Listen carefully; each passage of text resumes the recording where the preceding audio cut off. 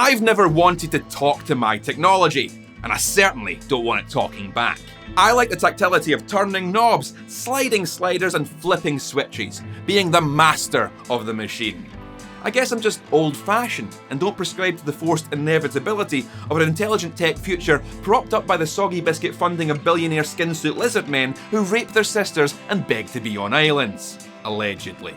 When MOOER contacted me to take a look at their F40i intelligent guitar amplifier, loaded with their latest AI tone assistant and stem splitting capabilities, my initial reaction was, I'd rather shit in my hands and clap.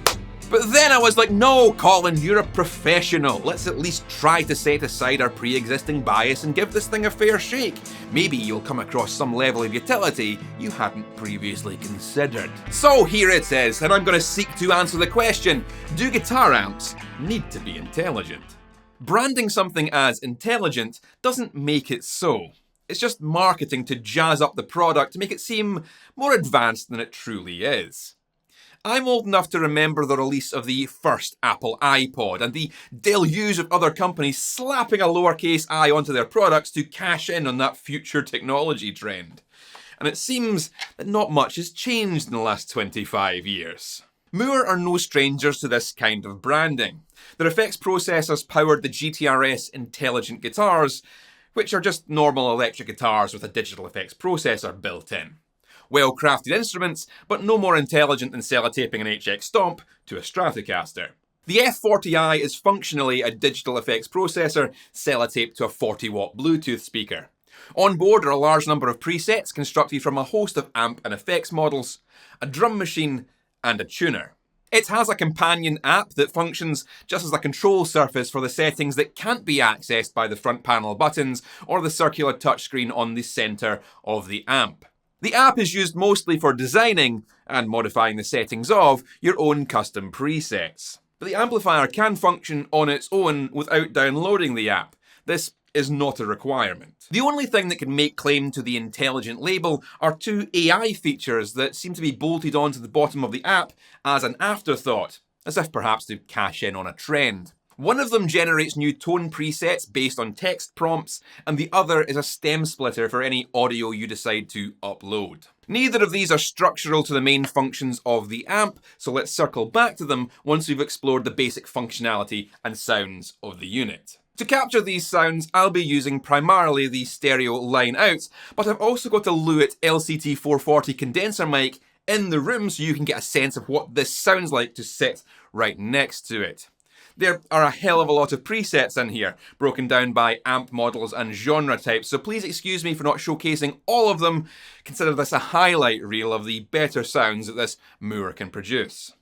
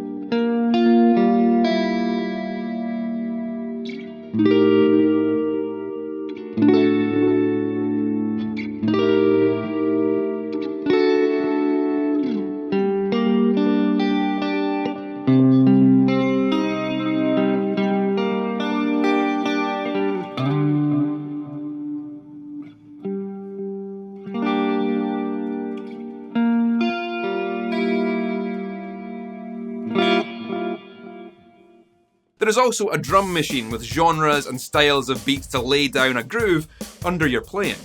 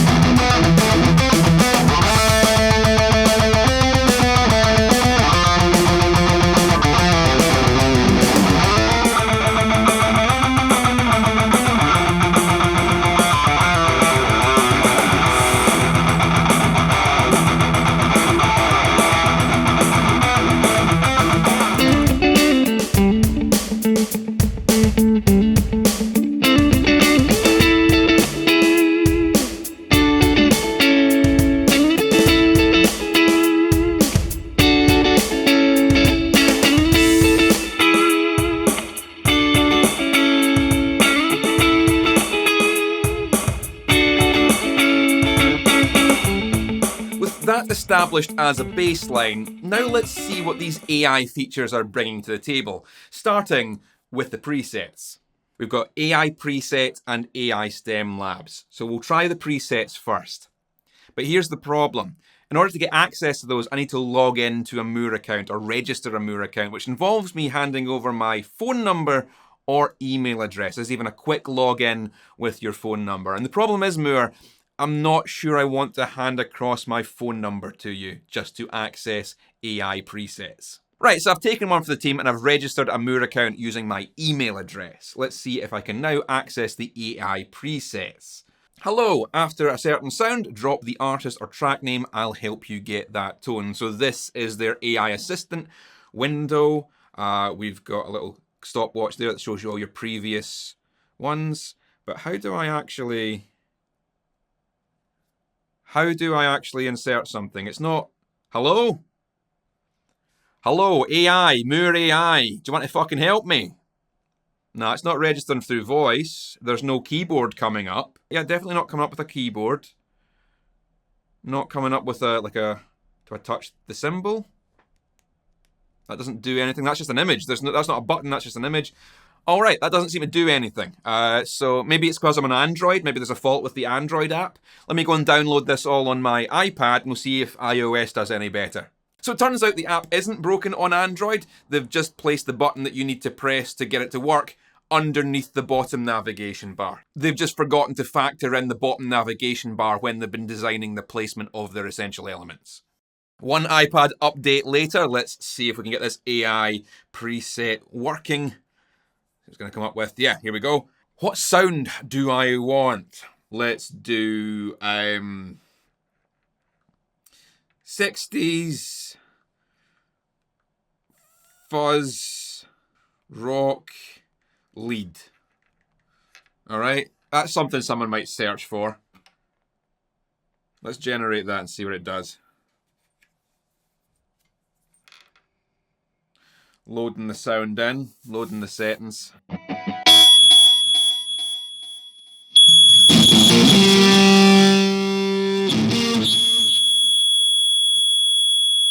Okay, that's just insane feedback. That's unusable. Please shut up.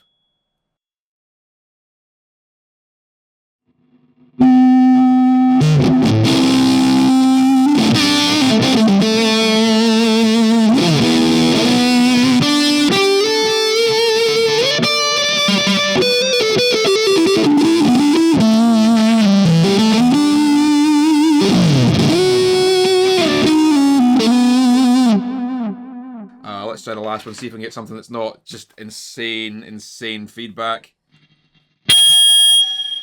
No.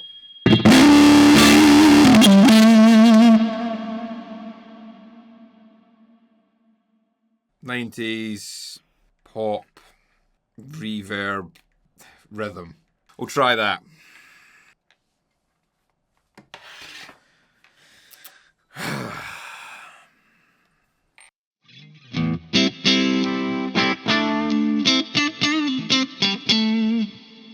Well, it's got the reverb.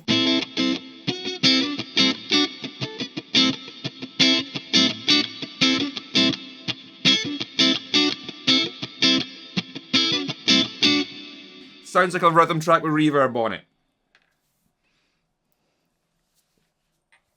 I suspect I know what's going on here, though.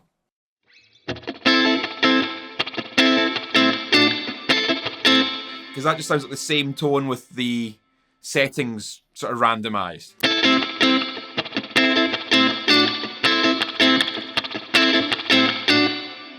So we're going to go for a large hand clap heard around the world. That's what I want my guitar tone to sound like. What's going to be big clap clean?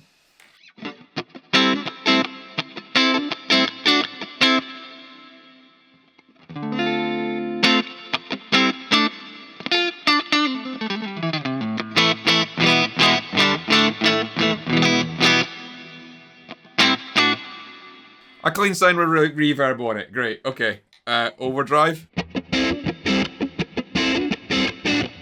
Same sound with some drive.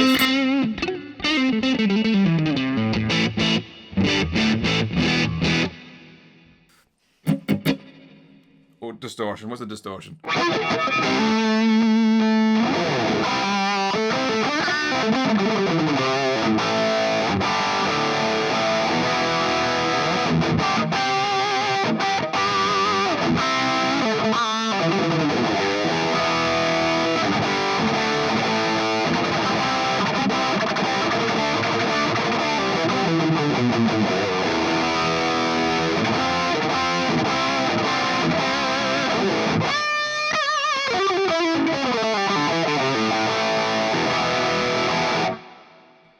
Okay, that's a high gain with some reverb. Let's say I like that one. Let's say I enjoy that one. It's quite good. If we download it and we save it under a preset here, let's find a clean patch, new patch, 11B. And we'll call it Big Glap Distortion, right? So that'll save it to the device now, and I can go in and make changes to these parameters. So it's got a noise gate, an amp 650 DS, and a reverb. And then just like sort of randomize the values on it.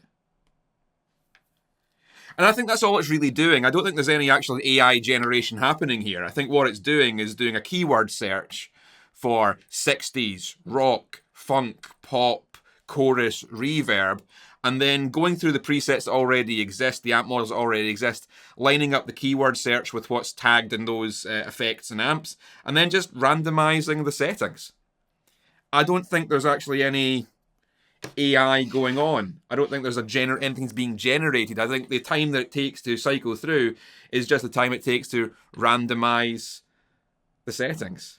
One last one. The wetness of a child's tears.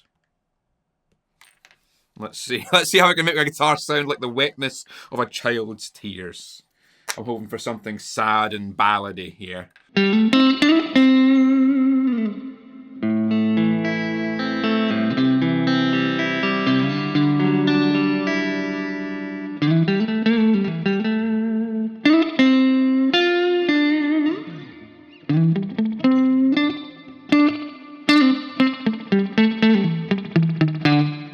I'll give it this. They got the word wetness and there's some drip in that reverb.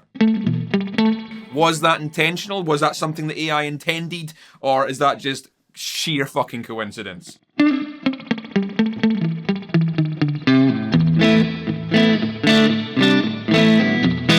Big reverb trail on that. Okay, let's hear the overdrive variant.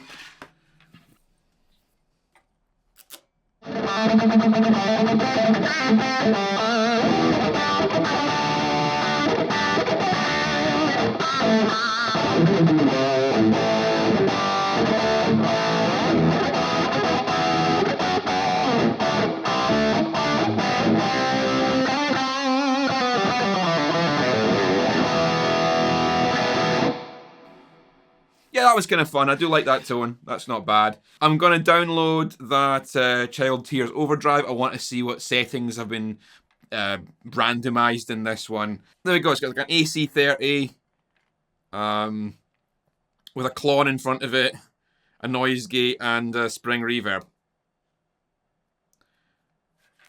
Groundbreaking there. Yeah. AC30 clone and a spring reverb, and I'm like, oh, I quite enjoyed that tone, no fucking wonder, right? It's a standard combination of effects.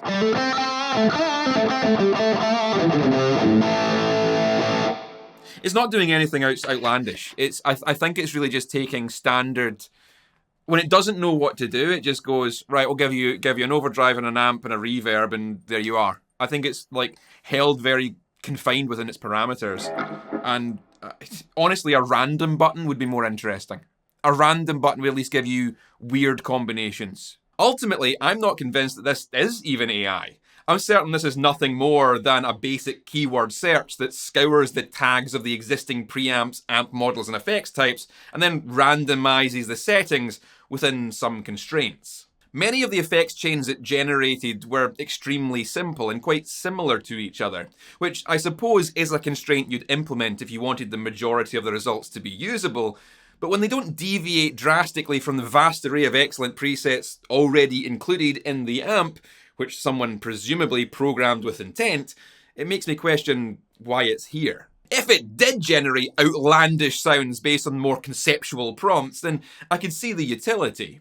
It would be fun to have it spit back completely wild arrangements of effects that I'd never think to put together myself, but it never got more creative than putting a clone and a spring reverb with an AC30. It's adding drippy reverb to the prompt of wetness of a child's tears feels much less like an artificial intelligence understanding and connecting those two concepts, and much more like pareidolia.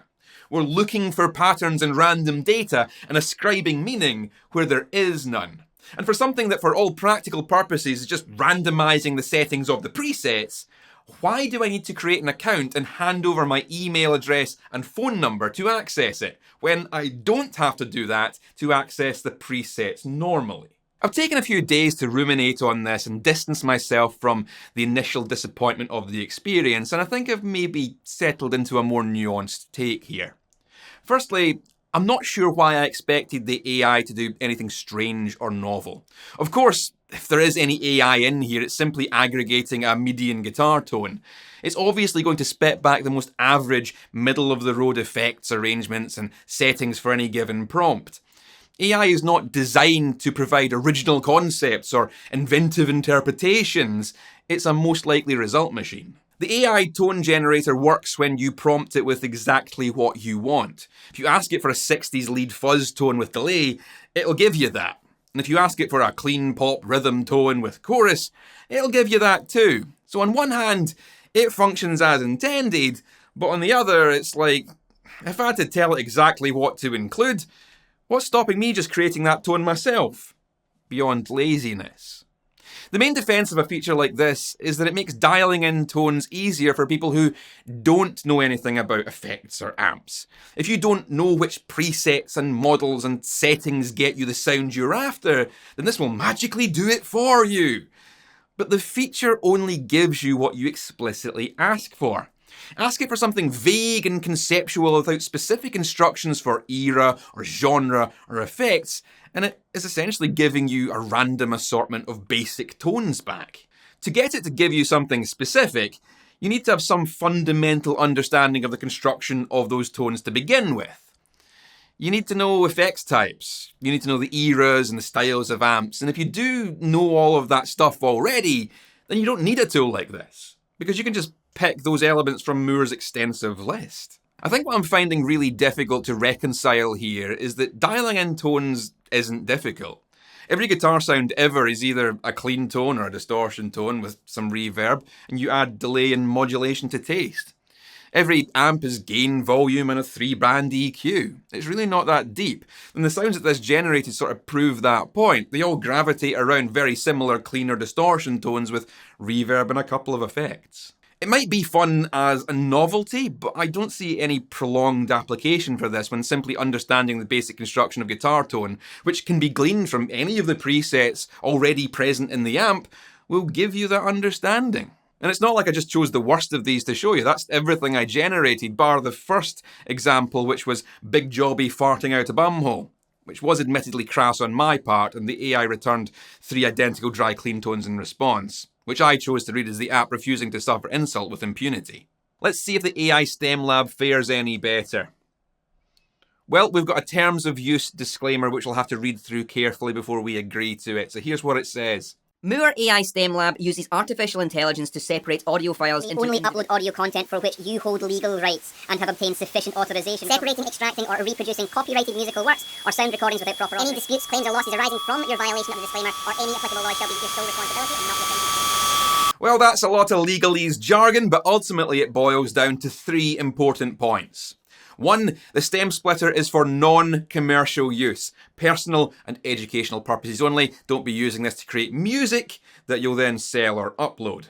2, don't upload copyright content to the stem splitter. Use public domain audio or material that you hold the rights to only. And 3, you accept any and all legal consequences that arise from the material you upload to the stem splitter. So if you are uploading copyrighted material and someone takes out a case against MOOER, they'll be passing that responsibility and cost directly onto you. If you were to strictly obey to these terms of use, then the stem splitter service immediately becomes of limited application.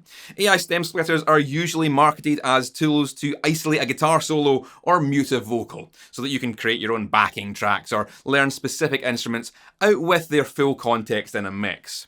You'd most likely want to do that with a song from your favourite artist, which you certainly don't own copyright or distribution rights for, so it would be in breach of terms of use to upload such a thing. And if you are uploading one of your own recorded pieces of music, then surely you'd already have access to the individual stems, or know someone who does.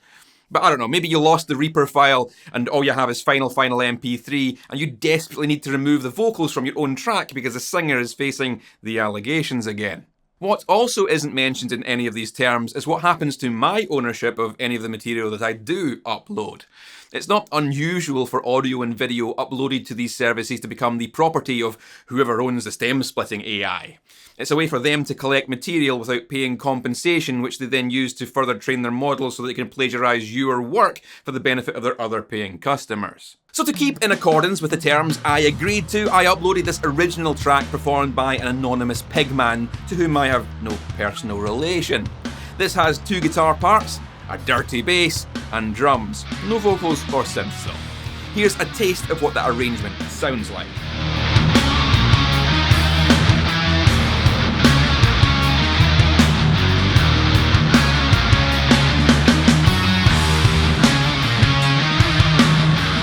Right, so I've sacrificed this one on the altar of the AI gods to let it break it apart into its component stems. So how well did the AI do?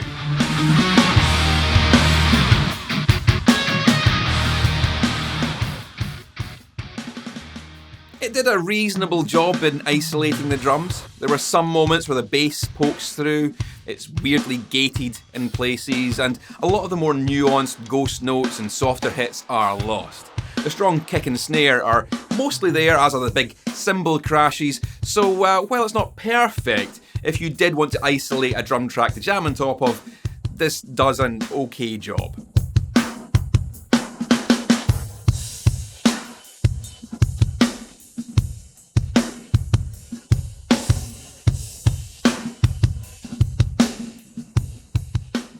Oh, it really didn't handle the bass well at all.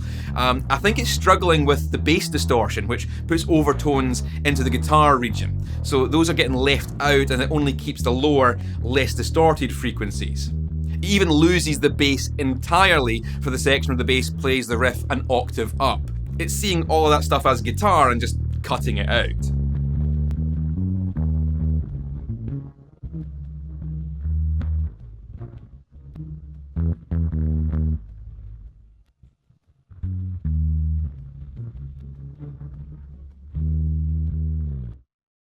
only recognised one guitar track, which I kind of expected. I didn't think this would be advanced enough to separate the two different guitar parts here, which admittedly I designed to sound like one single massive guitar playing the riff across 2 octaves. It is also retaining a lot of the higher harmonics of the bass guitar in here, as well as a few cymbal hits.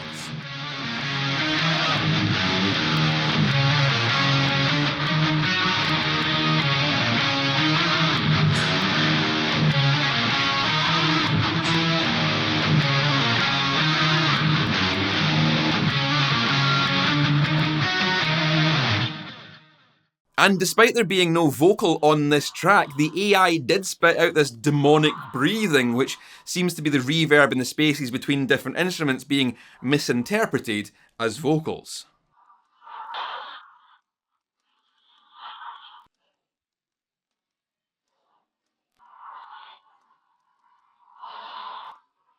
Out of due diligence, I also uploaded another track, a cover song I recorded a while ago that features piano, synth and a very prominent guitar solo, and I'd like to find out if it can identify all of those elements in a mix.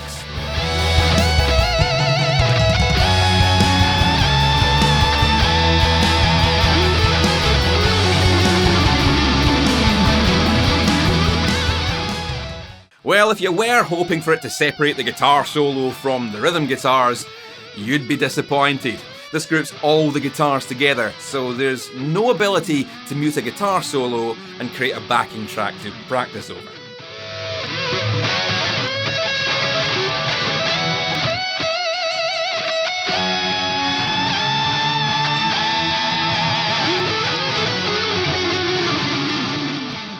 Once again, the bass suffers significantly, with huge portions of its frequency space being attributed elsewhere.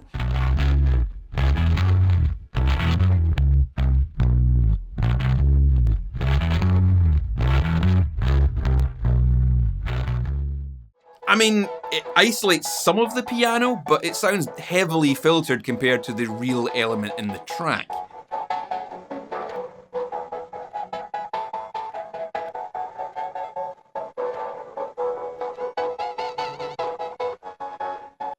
And the synth just about gets there.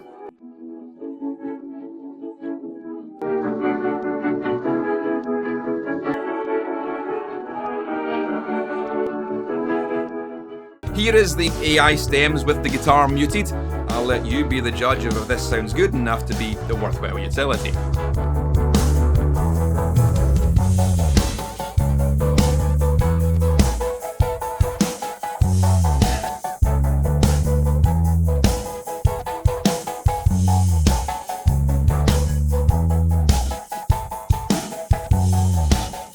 Well, this AI stem splitter doesn't seem to be more useful than the traditional tools we already had available to us. I'm not sure of its use as a learning aid, like breaking down the tracks and learning the parts, because, well, if you want to learn popular songs, there are already dedicated people creating tabs with accompanying MIDI tracks where you can isolate the instruments more cleanly. YouTube is full of playthrough and tutorial videos for parts of songs which are vetted by professional human musicians who have spent time understanding and studying the way these parts should be played. The quality the AI stem splitter spits out isn't good enough to reuse any of these elements elsewhere creatively. It's probably just about good enough to create a very rough backing track, but I still think the other options we already had available are better than this. I know it seems like I'm singling out these features just to have some barreled fish to shoot, but MOOER asked specifically that I show off their new AI features working, and it would be nice if they did work. Am I expecting too much? Is this what people want nowadays? Is this a case of I used to be with it and then they changed what it was? I just don't know if I see the point in this. The tragedy of MOOER's F40i amplifier is that without the intelligent future AI branding push, this would be a solid 10 out of 10 digital amplifier. The sounds are incredibly good for digital modelling at this price point. There is significant ease of use, and the app is one of the cleanest and most intuitive I've encountered. The rechargeable lithium battery means you can take this to the garden for a jam on a sunny day. It would work great in a bedroom, living room, or office, and the fact that it doubles as a Bluetooth speaker gives it more utility in a relatively compact form than most other guitar amplifiers. The stereo lineouts and the USB interface connection on the front mean you can use this as a studio recording tool, and a lot of the tones that this can accomplish are on the level to track a record with the exception, I suppose, of maybe the fuzzies and the auto-wah. It's more convenient than valve amps, it has more day-to-day utility than a digital floorboard. It's a fantastic tool for someone who wants a minimalist setup but doesn't want to compromise on sounds.